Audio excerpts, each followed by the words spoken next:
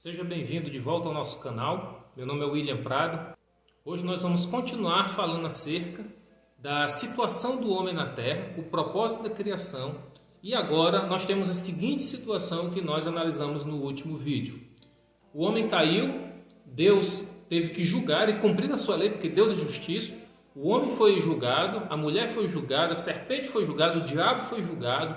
E Deus colocou inimizade entre o diabo e a mulher e fez uma promessa, que o descendente da mulher viria para pisar na cabeça da serpente e punir a serpente em definitivo sobre o pecado dela. Então Deus faz a promessa da vinda de um Messias, da vinda de um Salvador. E aí nós precisamos analisar agora a situação da Terra naquele momento. Vamos fechar aqui um recorte e vamos analisar a situação da Terra naquele momento. O homem está fora do Éden, ele está expulso do Éden, então ele não está mais vivendo a vida sobrenatural de Deus, aquilo que Deus havia planejado e sonhado para ele.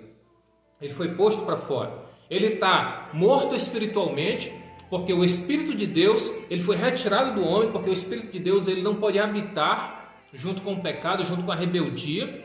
E o homem havia naquele momento decidido ser independente de Deus, e Deus ele respeita as nossas decisões. E isso é o que causa confusão muitas das vezes na nossa cabeça, porque nós fazemos decisões de independência de Deus, de afastamento de Deus, mas quando as coisas dão erradas, nós perguntamos por que Deus deixou dar errado? Por que Deus permitiu isso? E por isso muitos se questionam, porque existe tanta desgraça no mundo, crianças morrem, estupradores, assassinos e tantas outras coisas ruins. Porque o homem decidiu viver uma vida afastada, independente de Deus. Então, Deus não tem como invadir a vida do homem. Deus ele não faz isso. Deus ele não pula a janela, ele não entra pela chaminé, pelo telhado. Deus ele quer ser convidado. Você tem que abrir a porta principal da sua casa. E você tem que chegar na porta da sua casa e gritar: Deus, entra na minha casa e faz morada comigo. Eu quero que o Senhor viva comigo. Então, Deus ele só entra dessa maneira, da maneira correta. Naquele momento, na terra, qual é o quadro? O homem decidiu ser independente de Deus, mas o homem ele tinha a escritura, a legalidade da terra, do planeta Terra. E aí quando ele aceita a proposta do diabo, do inimigo, o que ele está fazendo? Ele está se associando com o inimigo, ele está se associando com o diabo. E aí ele aceitou ser independente de Deus, ele quis ter um reino próprio e ele quis parar de prestar conta com Deus. Aí nesse momento ele se torna semelhante a quem? Ele se torna semelhante ao diabo. E aí o diabo vem e toma posse dessa terra. A terra foi tomada pelo inimigo, foi entregue pelo homem ao inimigo nesse momento. E aí o diabo começa a colocar em andamento o seu reino, a implantação do seu reino na terra. E o homem que havia sido criado para impedir que o diabo implantasse o seu reino na terra, agora esse homem decidiu ser semelhante ao diabo e associa-se a ele, fazendo com que esse plano maligno tenha mais força e siga à frente. No entanto, Deus ele deixou uma esperança para tudo isso. Deus ele não foi derrotado. Deus ele preparou algo no futuro para que tudo isso fosse revertido. E aí por isso a promessa da vinda do Messias. Como que esse Messias poderia reverter esse plano? Como que esse Messias poderia salvar a humanidade e impedir que o homem se tornasse parte do reino do diabo?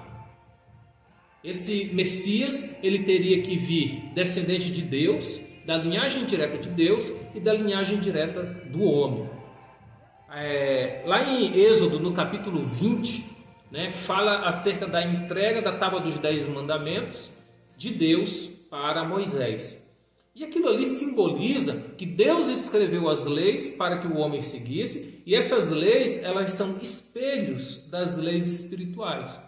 E aí nós precisamos estudar essas leis, nos debruçarmos um pouquinho nessa lei, para nós entendermos a remissão da terra, o plano de recuperação, o plano de compra de volta da terra por Deus, das mãos do diabo.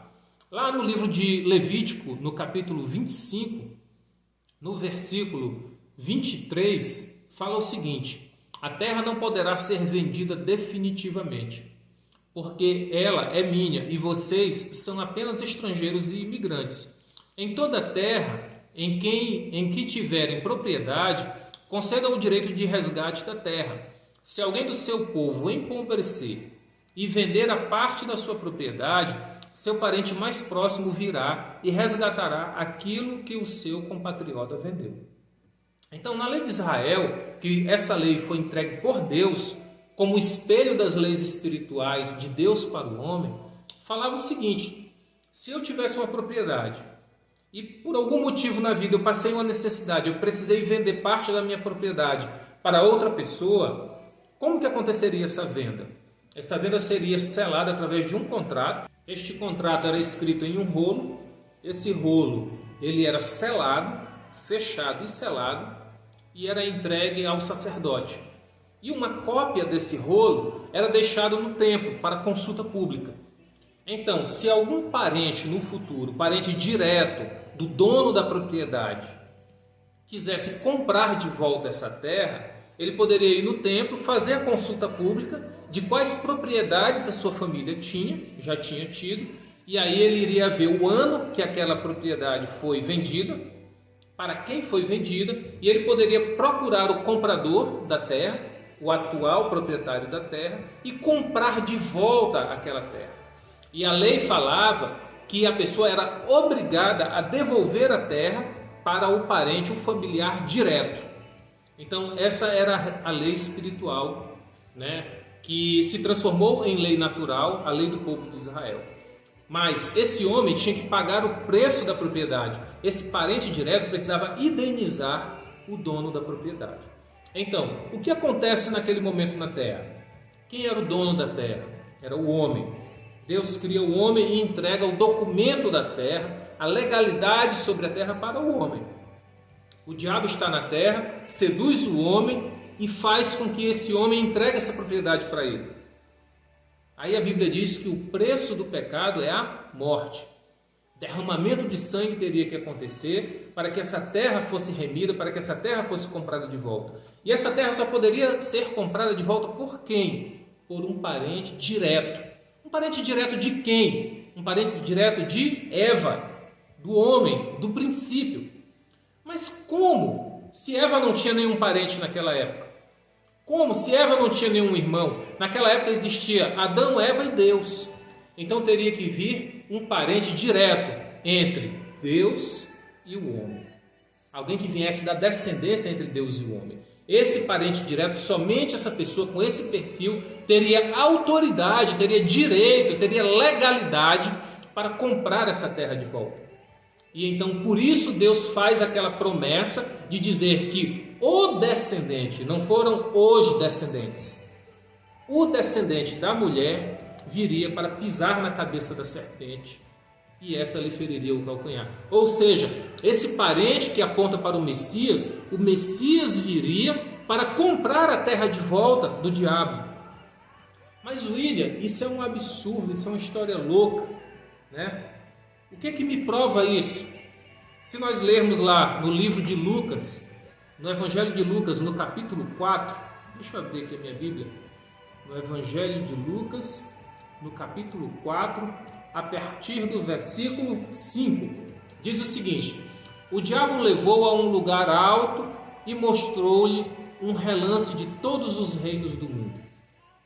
E lhe disse: eu lhe darei toda a autoridade sobre eles e todo o seu resplendor, porque me foram dados, e posso dá-los a quem eu quiser. Então, se você me adorar, tudo será seu.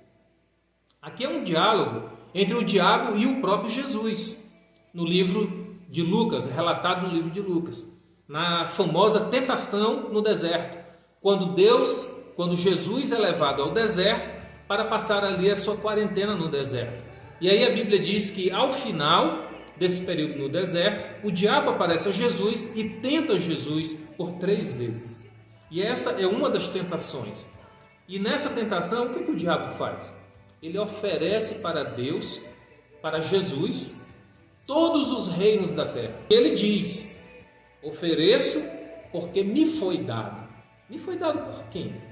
Me foi dado por Adão, pelo homem, por Adão e por Eva lá no princípio. E veja que Jesus não contesta de volta ao diabo dizendo: epa, tu não tem a terra não é tua, ou você não é proprietário dos reinos da terra. Jesus não contestou ele dessa forma. Jesus não retrucou essa afirmação dele. Então é sinal que de fato ele falava a verdade e ele oferecia para Jesus aquilo que ele realmente tinha. Ele realmente tinha autoridade sobre os reinos da terra e ele realmente tinha autoridade sobre a terra. A terra de fato estava sobre a posse dele. E aí ele diz para Jesus: Jesus, se tu te ajoelhar e se tu te dobrar diante de mim, eu te darei todos os reinos da terra. Então, nesse momento a gente vê que a autoridade sobre a terra estava nas mãos do diabo e que Jesus teria que comprar essa terra de volta. Como parente mais próximo de Adão, como parente mais próximo de Eva, ele teria que indenizar o diabo, pagar o preço para que a autoridade da terra fosse devolvida ao homem. Então, qual era o preço a ser pago? Qual foi o preço estabelecido nas regiões celestiais, nas leis espirituais estabelecidas por Deus? Que o salário do pecado era a morte. Para haver a remissão da terra, teria que haver derramamento de sangue. Inclusive, nós temos essas passagens no Velho Testamento. Eu vou colocar aqui embaixo no vídeo para que você possa ler, para que você possa se debruçar sobre ela. Eu não vou aqui tentar fazer uma prova teológica, porque o objetivo dessa série de vídeos não é ser vídeos teológicos. Aqui não é estudo teológico, mas apenas uma exposição da minha fé, da minha ideia, que eu estou compartilhando com vocês que têm acompanhado aqui essa série de mensagens. O objetivo desses vídeos não é serem vídeos teológicos, onde eu vá buscar fundamentação ou queira provar alguma coisa teologicamente. Aqui são vídeos que eu estou compartilhando um pouquinho da minha fé, desse livro que eu estou escrevendo, para depois deixar ele público, né? E a maneira, o ponto de vista como eu enxergo a fé, o propósito da criação e principalmente que eu vejo que nos dias de hoje o ser humano, as pessoas perderam a referência de vida. Não sabem mais por que foram criadas. Vivem correndo atrás da fama, do poder e da glória o tempo todo. Querendo construir reinos próprios, amontoar tesouros, amontoar dinheiro, posses, propriedades, para dizer que tem um reino próprio. E quando a gente faz isso, quando a gente tenta construir um reino para nós mesmos, quando nós não temos tempo para Deus, queremos ser independentes de Deus, isso significa que nós estamos nos tornando semelhantes ao inimigo, ao nosso inimigo. E nós estamos cumprindo o propósito não de Deus, mas cumprindo o propósito do nosso inimigo. Então, eu quero que esse vídeo abra os teus olhos espirituais, abra a tua mente. Eu não estou tendo tempo para fazer algumas reflexões paralelas aqui que são necessárias, são importantes, mas eu creio que o Espírito Santo de Deus falará ao teu coração e poderá te aprofundar nesse tema. E se você quiser saber um pouco mais, manda um e-mail para mim e eu vou te enviar o PDF do livro que a gente está fazendo, tá? Com mais detalhes. O capítulo 1 e o capítulo 2 desse livro já estão escritos. Hoje eu estou encerrando o capítulo 2 do livro. E no próximo vídeo nós vamos começar o capítulo 3 desse livro, fazendo as reflexões seguintes de como o homem pode restabelecer, restaurar, retornar ao plano original de Deus e como o homem pode implantar o reino de Deus nessa terra. O que é viver o reino de Deus? O que é experimentar esse sobrenatural de Deus? Como nós podemos viver isso hoje, nos dias de hoje? Porque a oração do Pai Nosso diz: venha a nós o teu reino e seja feita a tua vontade, assim na terra como ela é feita no céu. Então, ali na oração do Pai Nosso, Jesus está nos dizendo que o reino de Deus, a vontade de Deus, ela pode ser feita hoje na nossa vida aqui na terra, assim como Deus planejou e sonhou que ela fosse feita. Um dia Deus sonhou isso lá no céu. Um dia Deus criou o Éden, um lugar perfeito, um lugar prazeroso, um lugar de amor, um lugar de segurança, e colocou o homem naquele lugar, aonde o homem tinha toda a provisão necessária, mas o homem decidiu viver fora daquilo. E hoje Deus dá para mim e dá para você a possibilidade de nós experimentarmos o Éden novamente e retornarmos ao plano original de Deus, vivendo esse sobrenatural. Então me acompanha nos próximos vídeos. Eu te desejo que o reino de Deus seja na tua vida e que você experimente esse reino na tua vida e na tua família de hoje em diante.